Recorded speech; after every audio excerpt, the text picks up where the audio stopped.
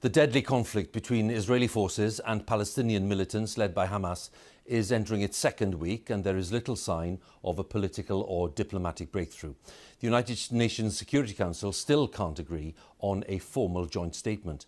Today there were clashes between Palestinian protesters and Israeli security forces in the Israeli-occupied West Bank. Our Middle East editor, Jeremy Bowen, reports now from Jerusalem, and there are some distressing images in the report. The Israeli army blew up the car of a man who attacked them with grenades. Soldiers shot him dead.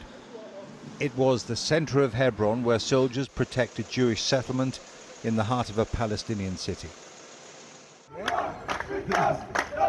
Last night, a group called the Al-Aqsa Martyrs Brigade showed off their weapons in Ramallah on the West Bank. They have been quiet since the end of the last armed uprising around 16 years ago. Their return, if that's what it is a sign of the hardening mood on the Palestinian side and competition between rival factions to confront Israel. This morning, the Al-Aqsa Brigade and Israeli troops exchanged fire near Ramallah. The Israelis said 2 of their soldiers were wounded. This was at the Damascus gate into Jerusalem's old city. Egypt blames heavy-handed Israeli pressure in Jerusalem for what it calls Palestinian retaliation. The Egyptians have used unusually harsh language to condemn Israel's behavior. That matters because Egyptian mediators are a critical part of ceasefire negotiations.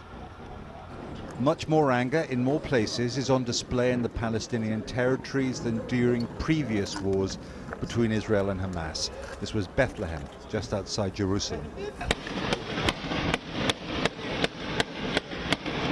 This kind of thing just doesn't build up overnight. It comes after years of settlement expansion, land confiscation. What happened in Jerusalem and what's happening in Gaza was the last straw. It's about, for these people, years of Israeli pressure.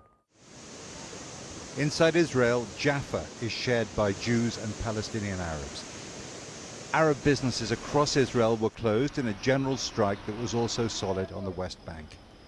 In the last week, coexistence between Israel's Arab and Jewish citizens has broken down, a disaster for national cohesion. Hamas is still hitting Israeli towns. This was Ashdod. All the pounding of Gaza, this was an American-made Israeli bomb, has not stopped Hamas firing back. That could be an incentive for Israel to respond to pressure from its allies for a ceasefire. Jeremy Bowen, BBC News, Jerusalem.